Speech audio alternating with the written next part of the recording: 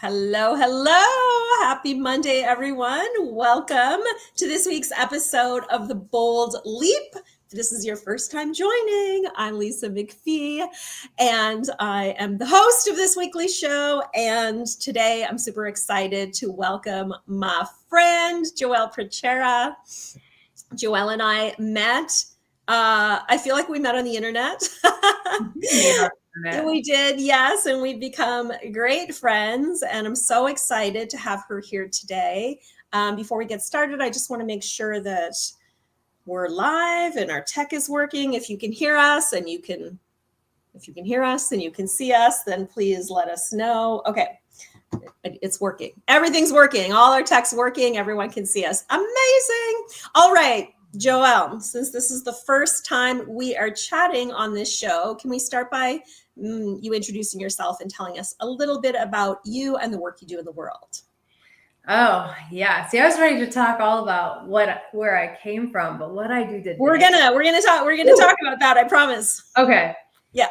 Yeah. So I'm a professional life and business coach. I've been doing this since 2001, back when I actually had to go and inform people what coaching was. Like I was handing out little samples of coaching so that they could get a sense of what this thing was that I was talking about. So I've been doing this for a long time. Today, the work I do is with individuals. It is with leaders and executives. And really at the heart of it, it is looking at what do people truly want? What are their goals and dreams for their life? And not just, I don't know. I don't want to say lame business goals, but like heartless, not heartless business goals, but the things that they actually want. Like if you could imagine your life any way, what would you want? Because that's what I'm here to help facilitate. I believe that that's actually what we're all here to do, is live into the fulfillment of a life that completely delights us, including our work. Mm-hmm. So just helping individuals, whether they're entrepreneurs or in businesses, corporate businesses, to feel their way and dare their way and leap their way into a life that truly delights and inspires them. I love it. I love it. And oh my gosh, you just brought me back when you were talking about, I can't even remember the language you used about the business goals though, because I remember when I started this journey back in 2019, I was on a retreat and I remember like thinking about my goals. You know, we did this goal mapping exercise, and the first day I wrote down the most ridiculous things like get this promotion, negotiate this much more money, pay for my $100,000 kitchen renovation in cash. Like I specifically remember that line item. I'm not sure why. Probably because I had no idea where I was getting this cash at that time. And by day 3, that's when I think it's almost like my heart started talking to me instead of my brain. Mm-hmm. And I really asked myself, that wasn't what I really wanted at all. And by the end of that journey is when I decided I was going to leave corporate and start a coaching business. Like it was just, yeah, so interesting. So you brought me back to that place when you were talking about goals. What I love that distinction. I've been thinking about this a lot, the difference between goals, inspired goals, and dreams. And because I won't tolerate just plain old goals. They have to at a minimum be inspired goals. But the dreams, it's sort of going from the brain to the heart. Yeah. Right? You can think your way into a future, but really to feel your way, to be like, what is there that wants to live through me? That's that kind of goal, that kind of dream has a power of its own. And when you tap into that, it's a different kind of ride. Yeah, I love it.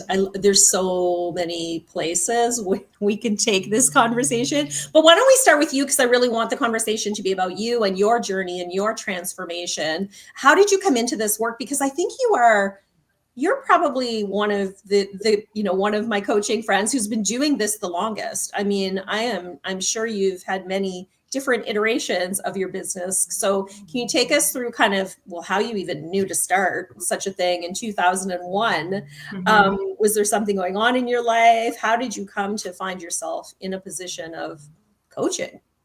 Yeah, thank you. Well, it's interesting because when I was in university, I don't know if we've ever talked about this before, but when I was in university, at the University of Manitoba. It was my second year when I got introduced to psychology. And before that, I mean, today the world is so different. Psychology and the concepts that we talk about in psychology are all over pop culture. But back then, psychology was not something I had any exposure to. And then in my second year of university, I took an introduction to psychology class and everything changed. I was like, why would I ever do anything else? Why would I ever study anything else than humans and why they do things? And, it was just so fascinating to me. So I ended up getting a bachelor's degree with a psychology major, but I knew I didn't want to become a therapist. I didn't want to spend the next decade in school, and I didn't want to work with people that were carrying really, really heavy life situations, because I knew that wasn't my nature, that wasn't my spirit. I knew that would be hard and it would drag me down, and I would be very depressed, moody, just carrying everybody's heavy, heavy life stuff. And so I left psychology and went into the corporate world because that was all there was available to me at that time. But I always had that pull. I always had that desire to reconnect with this thing that psychology class, that psychology degree connected to me to. So I was always seeking. And I remember it was in 1999 when I read a book called I Could Do Anything If Only I Knew What It Was by Barbara Sher. And in that book, you wrote out the elaborate description, both of like a job from hell as well as a job from heaven. And both informed my future. But when I really looked at what I wanted to do, there was description of this way that I wanted to live. I wanted to work from home. I wanted to work with inspired people. I wanted to talk to people about life and what they were excited about and what they were afraid of. And I would give people back to themselves. But this was not an actual job. Like this that's it. That's exactly what I want to do. And that was the exercise in the book, but it wasn't actually a thing. But this is the thing, is like when we dream, when we really tap into our heart and what wants to live through us, then we open our eyes and watch for the possibility that maybe this version of life can exist. That's when you start to see that version of life can actually exist. And I remember a friend of mine at the company I worked for sent me a fax. And I seriously, a fax. He's like, and it was about the International Coach Federation. And it was like, is this that thing that you've been talking about? This coaching thing? I'm like, oh my gosh, it's an actual profession. It's not just a cute idea. It's not just a hobby. It's an actual profession. And as soon as I realized that it was a real thing I could do, I lost all. Of course, it's terrifying. And I think that's what happens when people, before their bold leap, like they get inspired and then they get freaked out. Yeah. And that's like definitely what happened for me. But ultimately, once I realized that this was just a momentary fear, and to get over it and move on, I began the pursuit of becoming a coach. And I won't go into I'll stop talking so we can cut this up a little bit, but it wasn't as easy as just like, oh, I'm going to be a coach and now I'm going to go be a coach. I actually was a Canadian living in America, working for a company. And so I couldn't just like quit my job and become a coach without like moving back to Canada. So I actually had to convince my company to let me try this coaching thing that they didn't know anything about, and ended up doing like my day job in addition to starting to offer coaching services inside the business in the beginning. Oh, interesting. Which is pretty much every single one of my clients. Not every single one of them. Many of them have left, right? Have left corporate and decided that they wanted to become coaches. But yeah, I mean, a lot of people still do that. Oh my gosh, the fax thing though. I know that. I mean, that's, dating. Every once in a while I say, I'm 52, but that doesn't date me as much as saying I got a fax. I got a fax about what my future could look like. Yeah. Amazing. Amazing. So when you made the decision, what was the very first step that you took? Well, I mean, when I made so at first it started as an exploration, right? Mm-hmm. Like the decision came later, because the decision ultimately looked like leaving corporate. So I can speak to that. But when I when my heart was stirred and when the facts came through and it went like, this isn't just a cute idea, it's actually a real life thing. Mhm. Then, then you start exploring. Then I started educating myself. Then I started looking into coaching schools. Then I got my company to pay for at least half of my coach training. Then, like I did all of that. Mhm. But ultimately the leap came, and it's interesting, because I was thinking about the topic of bold leaps, and a lot of people think that as soon as they have the idea, they have to jump. They have to jump off a cliff and leave their safety net behind, and and do something that they're absolutely terrified to do. And I don't know, Lisa, you may have a different opinion, but rarely is it like, go run scared into the thing you're terrified to do. It's usually like, no, right? No. It's like, it's actually a bad idea. Don't do that, because then perhaps it may work for some people, but not for most people. Not for most people, right? Like, so it's like so what happens is you get this idea and it's so exciting and it's scary. And then often when the fear comes up, that's when we just like shut the whole thing down. Yeah. Right. But just to be like, okay, it's exciting and it's scary. And what's this one little thing that I can do? So for me, it was getting educated. Then it was pitching the company on letting me sell coaching. And then it was delivering coaching. But ultimately, I had a moment when I was in that corporate job where it was Q1, and again, I don't know if we've talked about this in the past, but it was a really poignant moment. I can feel it just sitting here talking about it. Sitting there in my office, the stock price was coming out at the end of Q1, and the company said, because the stock price was lower than they anticipated, they were going to retroactively decrease the merit increases for the company. So stuff that should have happened January 1, it's now at the end of March, and they're like, you know what, we're actually going to decrease everybody's merit increases and what you have to work with. And I was so livid because my team worked so hard that they deserved more than like a 1.5% increase or whatever, like just ridiculous. It just made me so angry. Yeah. And in that moment, I'm like, if they don't correct this, I'm going to have to leave. And I didn't have any, like I said, I was still a Canadian working on a visa in America. I had no idea how I would leave. I just knew I would have to leave. And then like an hour later, after sitting with that, fuming with that, and actually imagining not having the responsibilities that I had at that time and moving on to the next phase of my life, I was like, you know what? Even if they do correct this somehow, I still have to leave. Yeah. It was that moment I gave 2 months notice and found a totally legal and acceptable way to move on to my next step. But it was interesting how when that moment hit and that washed over me, that possibility of just moving on with my life and moving into full-time coaching, that's when that push found a way to make the thing that I didn't know how to make happen. Yeah.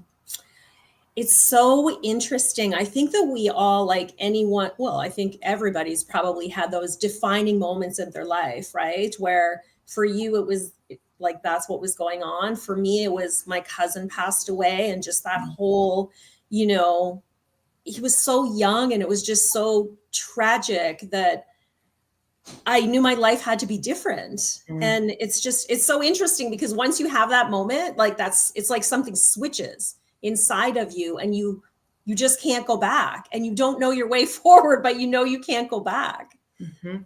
Oh, it's beautiful, but it's also terrifying. So let's talk about that. How do you take the steps when you're terrified? How do you coach clients through that? Taking the steps when they're terrified. That's a great question. Well, like I said, that all there is the step in front of you, because usually, the step in front of you is usually not the terrifying step. Sure. Yeah. Right. Like even like it's interesting because I've got some speaking events coming up, and they're kind of like a big deal. But it's funny because I can go all the way to that like being on stage with those folks and like, oh, that's a big deal. But today, can I just pitch the topics? That's not a big deal, right? Sure. Today, can I respond to that email? That's not Yeah. a big deal. Today, can I organize my thoughts? Well, that's not a big deal, right? Yeah. And, so as far as coaching clients, it's like, what's the thing that there is to do right now that looks like fun or interesting or not too scary, or like I can do that, because Mhm. it's just a whole bunch of those in a row that make anything. Yeah. Yeah. It's just that we're always thinking ahead to the end, to the big scary thing and what can happen on the journey there. Well, Right. and I think we're looking to the end that way, but we're also looking to the end like we need to know everything to be Mhm. okay, or like we need to know where everything's going to create order in our own lives and to take the next step. But often, especially with the big things, you don't Mhm. know. You do not know what's coming, and you're Yeah. not supposed to. Like, that's part of the fun. But for logical people, which is pretty much every woman that's coming out of corporate, Right. right? We live in our brain because that's what we've been taught. So can we talk about that a little bit? Just the mindset shifts. What mindset shifts did you have to make in order to, step into this version of yourself today? Because I suspect that who you are today is a very different version of yourself than who you were when you were, when you made that decision that you had to leave. Mm-hmm. Yeah, so for context, because there are so many versions of the story, are we talking about the mindset shifts to make that initial leap, or are we talking about more recent mindset shifts to arrive at Well, where I am? let's just kind of wrap up, where you were when you left, and then we'll talk about the messy middle and the version you're at now, because I mean, you've been doing this for over 20 years, which I don't get to talk to a lot of people who've been doing this for over 20 years. So I don't want it to keep us back there too long, but if we could just, the mindset shifts when you initially started, and then I really want to talk about the messy middle, because I feel like that's where a lot of people are. Okay. Yeah. Well, you know what? I mean, and here's the thing is, and I love that you're saying mindset. And I also, it's funny because again, 20 years ago, mindset, I actually had to put a lot of energy into convincing people that mindset wasn't just like this, magical thinking or airy fairy, that it was like an actual thing. And now we can say mindset and it's part of the culture, right? Mhm. As an Yes. accepted thing. Yeah. So, but back then I was very, very attentive to all of the coaching ideas and methodology and the power of intention. And, and then I had some magical thinking too, which is just in my nature. And so I just remember thinking, once, right, like you said, once that door closed, I had to move forward. Like once that moment happened, I was moving forward. I told my boss, I gave 2 months notice. I took the action to make it all work from a legal perspective. Let's face it, I've been planning my business for years. It's just because of immigration stuff, I actually couldn't start it. That's what, that was the reality, is like, I was ready to make this leap for years. And Mm-hmm. now it was on. Like now Mm-hmm. it was on. Um, but I remember very clearly creating the intention that I would move into this future gracefully, like that it would be this sort of like a vertical transition a horizontal transition. Like I just moved from here to here and it would be really graceful and easy. And that was a very specific thought that I had zero reason to expect would be true, Mm-hmm. just what I held. Mm-hmm. And so I know that can be a leap, especially for practical people or practical people that aren't practiced in this way of thinking. But if you can say, wow, wouldn't it be lovely, if I were to be able to make this move from here to here and the money would work and and all this would work. And I would love that. Because that's what ended up happening. And I know that intention created a very different outcome than if I'd just been like, ah, That's so interesting, because I feel like, well, when I started my journey, it was only in 2019, but still 6 years ago, I joined this mastermind and I skipped all of the mindset stuff. Like I just skipped it. I didn't go to any of those trainings. I truly believed that I did not need any of that. I just wanted the strategy. Isn't that so interesting? And if anybody would have told me, that I would be talking about magic, that I would even use the term magic. I totally want to talk about that too. And magical thinking and talking about my journey, learning how to meditate and tapping into myself and alignment. I mean, just all of that language was not even available to me. I thought I would learn this strategy and I would do the things and I would just build my business and make millions of dollars and it would be easy. Like I truly did believe that it was easy. And it was like, it actually was easy to build the business and to make the money until I started coming up against myself, and I think that it's just so interesting because we think that we need strategy, more strategy, more strategy. And the thing that really helps us, or I mean, has always helped me and helps my clients is the mindset piece, is the heart connection. It's honestly, it's just, I'm fascinated by all of it. I wish I would have been fascinated by it earlier, not been so in my head the whole time. But you know what's exciting, just with your story, Lisa, is because I think that, if you have been a successful business person and you hold that belief, like, oh, I just apply, that success, that empowerment, that knowing, and now I apply it to my own business, in like, that is a mindset, a powerful mindset in itself. Mm-hmm. Is what you're saying, but it wasn't all of the toolkit that you needed, right? But what you had was like I'm a badass, and I'm gonna go apply my badassery over here, and it is transferable, right? Like it is. And then you got further down your journey, and you're like, oh, but hello, I don't know how to deal with this thing. Yeah. And then I felt like I backtracked because it's almost like I forgot about my corporate identity, because I thought, oh, this whole new world over here, let me learn all of this, which is why I'm so passionate about, not throwing away all of your badass business experience, because that's what, that is what will make you successful in running a business, because you already know how to run a business, right? Which is what a lot of people don't know. If they start their career as a coach, they know how to coach, but they don't necessarily know how to run a business. Yeah, exactly. Yeah. So we need both.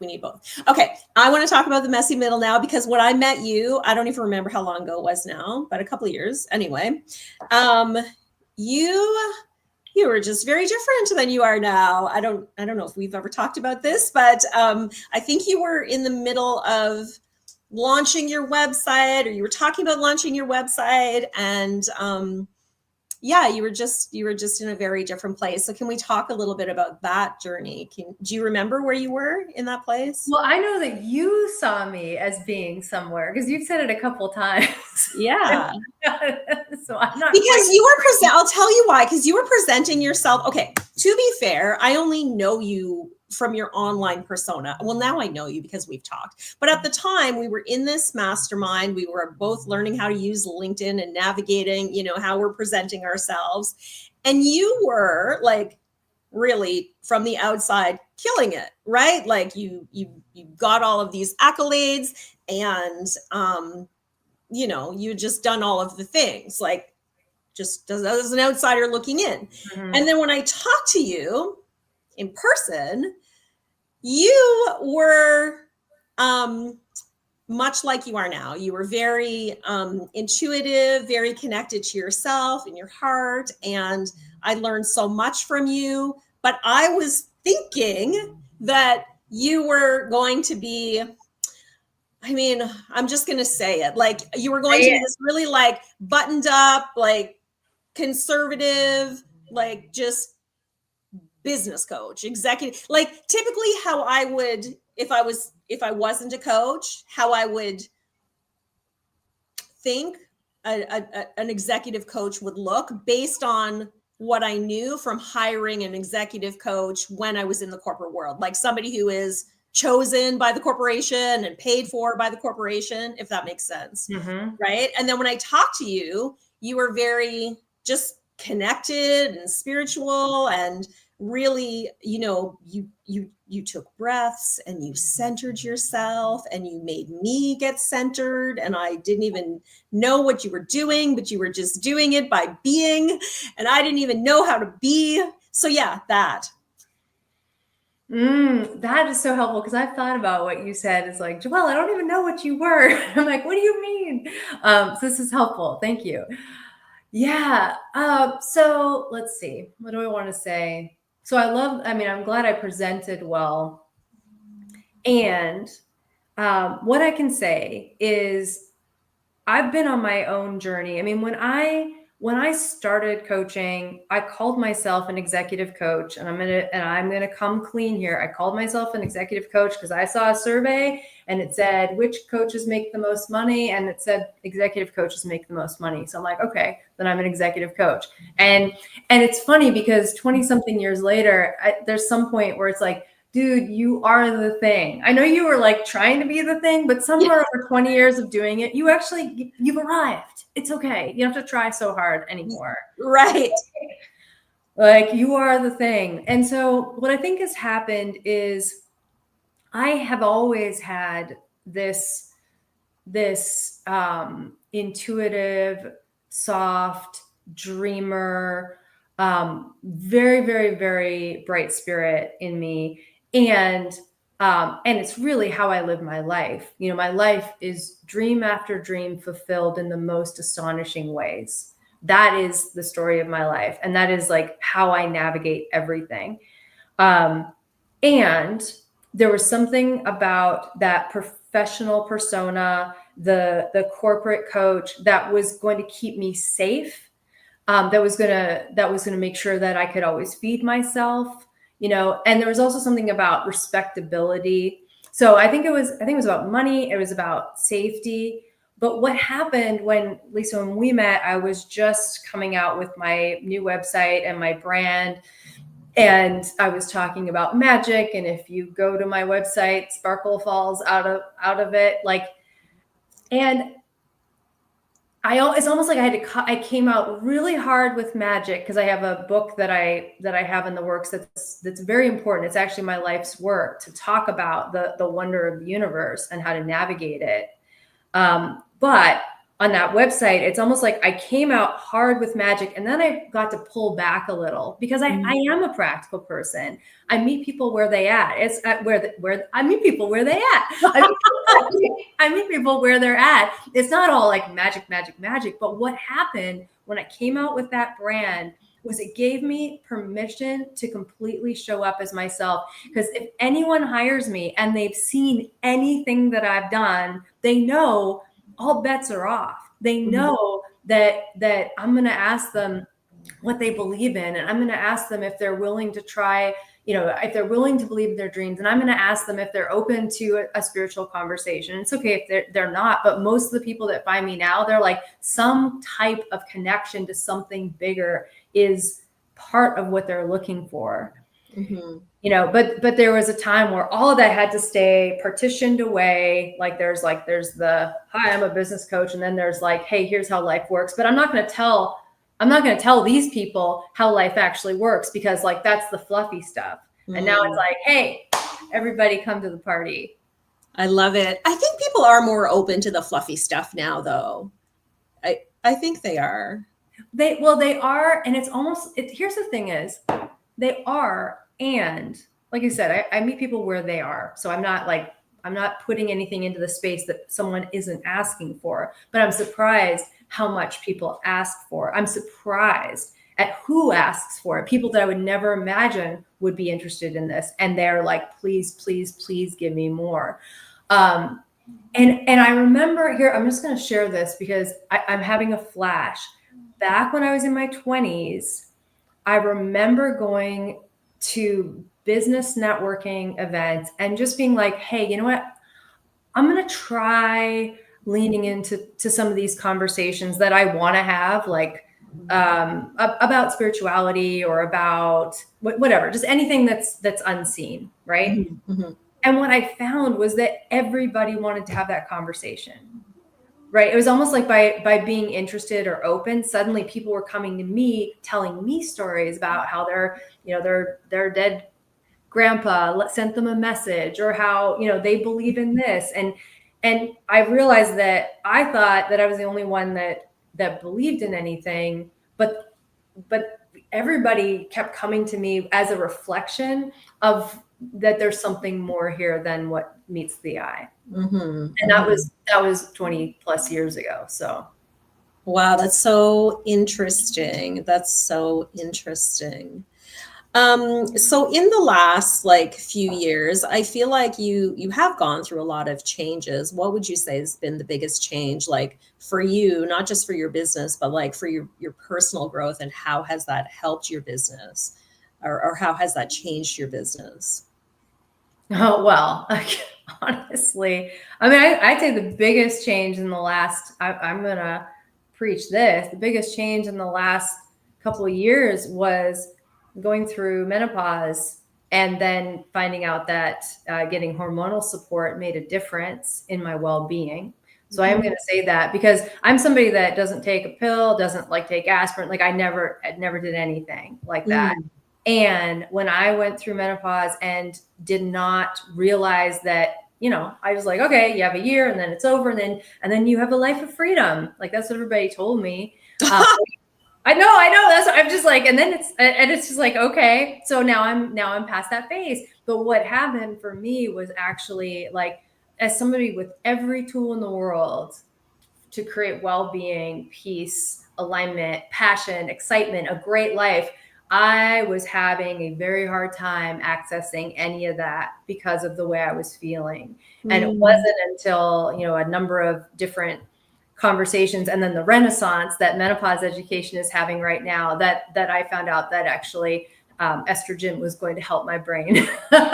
And so I feel like myself for the first time in a couple of years. And if you look at having the courage to take on the big dreams of my life, having emotional well-being and not having such a heavy lift or having crushing anxiety, none of that was my past. It was a beautiful gift of this time in life. But now that I have the appropriate support, I'm like, oh, there's Joelle again.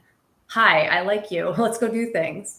Oh, wow, that's so interesting. I feel like people listening, well, I mean, I'm listening. And when you said that, I was thinking, I wonder if I need that. I mean, now I feel like we're totally like changing the topic, but I don't really feel like myself, but I also don't, I don't know. And I think women actually tend to do this. So I'm just going to be a little vulnerable and go first. Mm-hmm. Because I don't want to minimize it, right? Like I don't really feel like myself, but I also don't feel terrible. And I think that's a terrible place to be in, right? Because I think that we kind of just fluff it off, or say it's not that big of a deal, and then maybe it is. I don't know. Well, and I'll give you my thoughts on that, and I'll share that. For me, I was on vacation in Florida with my husband. I was working vacation because as an entrepreneur, we're kind of always doing the thing. We can travel a bit, but it's always there. I was on a working vacation with my husband in Florida, and I was so distraught. I was crying. There are years and years that I have not cried because I just don't have anything to cry about. But suddenly I was crying all the time. I had deep feelings of not being loved. I had intense anxiety. And I remember calling my naturopath back here on the island. And I said, I need help. I need help. I don't know what I need, but I need help. And it was like an emergency. Mm-hmm. And that's with somebody that every mindset tool, every freedom, every good thing. And I was like, I don't know what to do with this. Mm-hmm. And it was interesting because after she tested me and I had very balanced postmenopausal hormones. So she said there was nothing to do. And it wasn't until a year later that I got the education I needed and got on hormone replacement therapy. So what I would say is anyone that's 35 or a woman who's 35 or older who is curious about the journey of menopause and perimenopause, I would recommend Mary Claire Haver's book, The New Menopause, which, and she's all over the place. She was just on Oprah recently, but her book and her message helped me. And I wish I'd known this. Wish I'd known this 10 years ago, because now I look back and I'm like, oh, when this was going on and this was going on and this was going on, and then my frozen shoulder, and then all the things that I've been dealing with as like just a Joelle living in the world, trying to manage a great life, is actually part of the experience of a human woman who has her hormones going through this phase of life. It would have been helpful to know that. It would have been helpful to know that, really. Wow. Even when you're talking about your journey, I mean, I have not experienced frozen shoulder, but I have many friends who've experienced frozen shoulder. And I had no, until you mentioned it, I think you're the first person that I heard mention it as being a symptom of menopause or perimenopause. I had no idea. And I had no idea until I heard it on the Mel Robbins podcast with Mary Claire Haver. So yeah, and that's the thing is my mom had no idea, because she just dealt with it. Right. Sure. So Yeah. I think it's a time in history where we can get educated on this. And for many women, there will be a lighter lift and healthier bones. And like, there's all these like repercussional effects of looking at this, during menopause and perimenopause. So, well, I'm glad that you were able to get the support that you needed and feel more like yourself, because look, we all deserve to feel like ourselves, because if we don't feel like ourselves, then who are we, well, yeah. And like I said, I don't think there was anything, I think it was good for me to kind of go and be totally lost. I think it's good for me to have empathy for people that can be totally lost. Because in general, my life is just like, woo, woo, woo, woo. It just gets better and bigger and better. It just keeps getting better.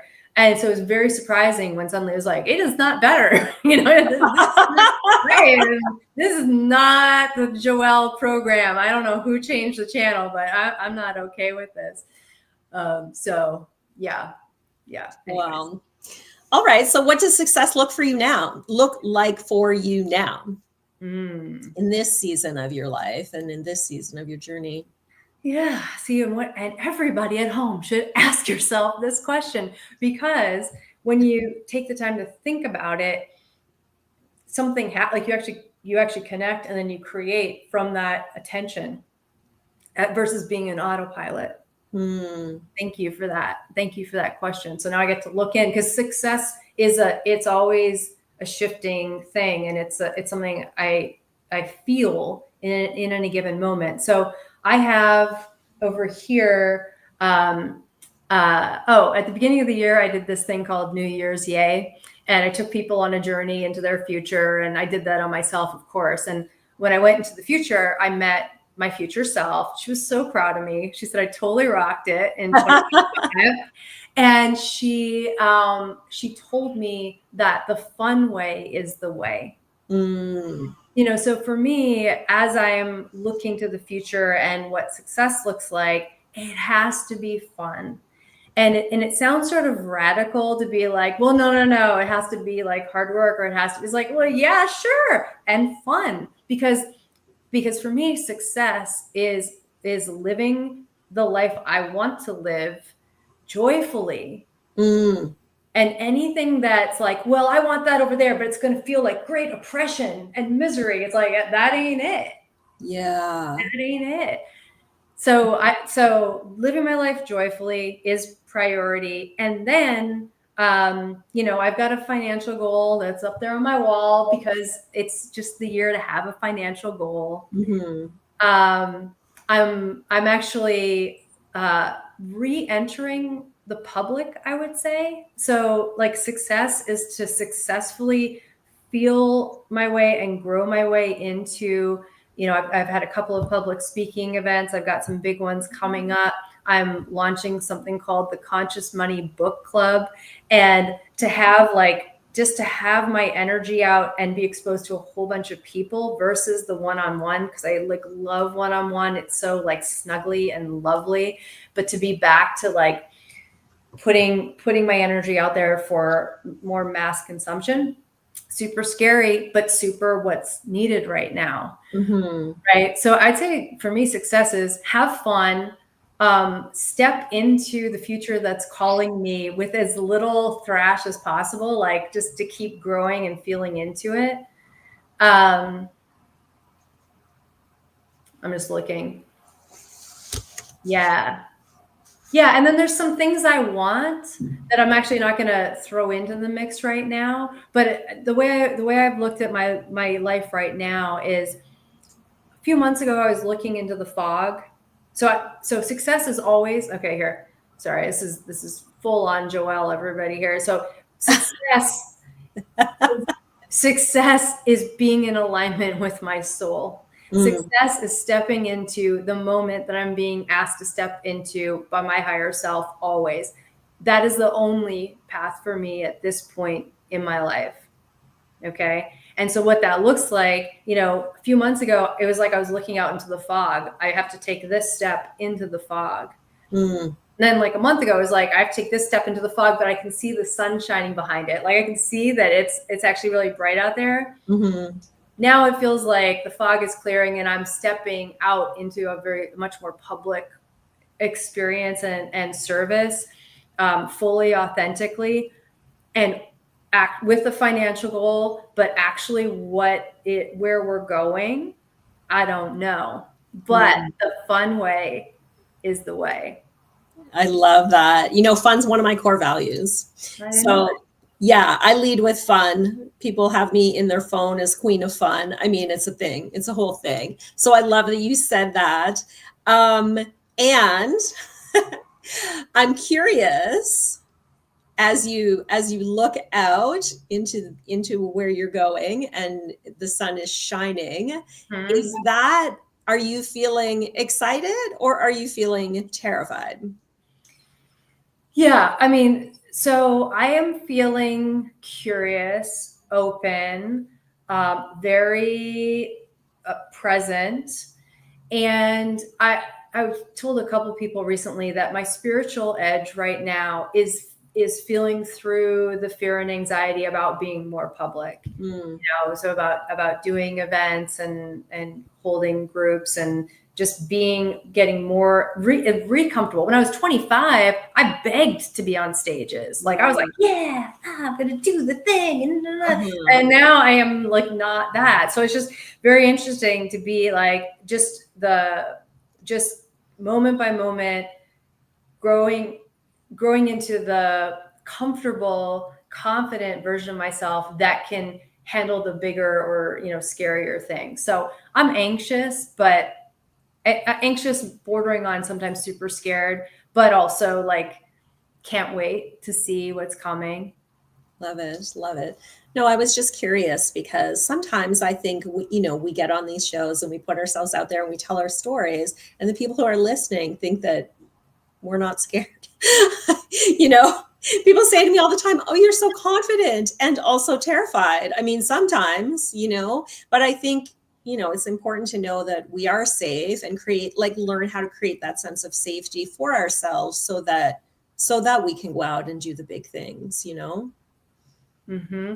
Well, and you say about the sense of safety, it's funny because I've been describing it as I don't know where this came from, the hot tub of awesomeness. And so the hot tub of awesomeness is like, I don't know if you like hot tubs, maybe something else might be more comfortable for you, but like surrounding myself in this big, warm, bundle of thoughts that just leave me feeling like loved and ready and excited. But it's a very conscious thing to bolster myself with all these really loving, supportive thoughts. And it'd be very easy if I weren't hanging out in the hot tub of awesomeness to just be like freaked out or just be like, oh shit. Right, I'm in trouble. I am obsessed with that visual. Thank you. I love hot tubs. I don't know why anyone would choose a cold plunge when they could go into a hot tub, but conversation for another day. Maybe I'll talk to somebody who can, I know all the benefits, but still. I mean, if I have a choice between a freezing cold, icy plunge or a hot tub, picking the hot tub every day, every time. That was such a cool visual. So Yeah. cool. Yeah, well, it's just I just recognizing. Here's the thing: is if we are doing what we always do, it's not scary. If you're scared, it's chances unless you're in an environment of threat, which I know that a lot of people may be experiencing that right now. That might actually be what pushes them out into their bold leap. But But it's like, if you're just like hanging out status quo, that's not scary. If you're out on your leading edge, yeah, like you're somewhere between like excitement and terror. It's like, that's what that is. So it just means that you're up to something. It just means that you're growing. Yeah, getting ready for your next version of you and growing into something, something big. Super cool. Super cool. I want to be respectful of everybody's time. So before we wrap up, I'm going to ask you a few rapid fire questions. But before we do that, are there any questions that you wish I would have asked you, or anything that's on your heart that you want to share? I love where we went, and I love what came out because it's so honest. I don't have a question that I wish you'd asked. Now that you asked me that, is there anything that you really want to know that you just didn't ask?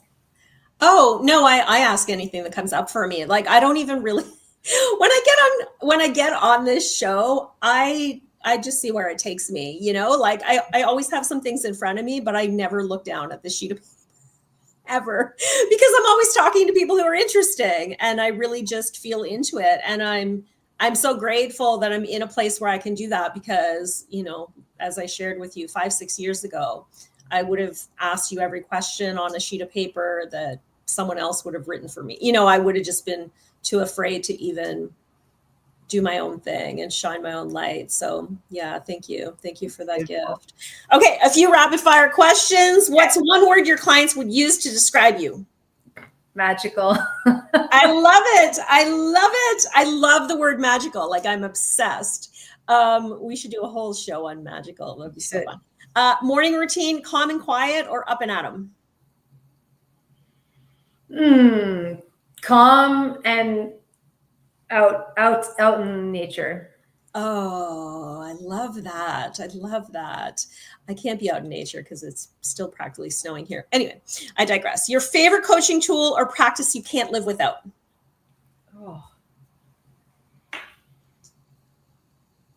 I mean, it is. There's too many, but the one that comes up is mindset. CB, do get what you see is what you get. Your focus is your future. Whatever you are looking for is what you're going to find in the world. So be attentive to that. Whoa, that was so good. I'm so glad this is recorded. That was so good. I love it. Okay. A book that changed your life. Actually, one of the books I'm going to use in the book club, it's called Busting Loose from the Money Game by Robert Scheinfeld. And it is quite the little experiment. I have that book. I'm pretty sure that you recommended it. I started to read it. I will tell you that when you recommended it, I was not ready for it. I was like, not ready for this yet. But I actually just brought it back from my cottage, and it's sitting on the shelf right now. So it's that's an interesting experiment that I might do. I might do it now. Well, and here's the other book that's a little more accessible that I'll share is Illusions by Richard Bach. My grade 7 English teacher gave that to me. And that book really was the first one that opened me to the magic. Huh. I write it down. Illusions. All right. What song always gets you in a good mood? Oh my gosh, all the songs I sing to my cats are coming through my head, but you guys wouldn't know any of them. I mean, anything by Alanis Morissette. I love it. I mean, I kind of want you to sing a song that you sing to your cats, but we'll save it for next time. We'll do a whole show on that. What is the best piece of advice you've ever received? Or just something that you remember that was a good piece of advice, because that's too much pressure. No, this is good. So I had a boss in my very first job who said, you can do anything at this company. And because I believed her, I charted my course through that company. And I found ways to public speak. I moved to America. I got them to pay for my coaching training. Like, I believed her and I lived it. And so that's like what I would say to everybody, like, you can do anything here, like here, you can do anything here. And if you can actually believe that, then you have a chance of following what wants to happen for you. Oh, so good. So good. You know, people say I have to see it to believe it, but I believe with complete certainty that you have to believe it to achieve it, right? Like you have to believe it that it's available. Okay, last question. What does living fully alive mean to you in one sentence? You're fun.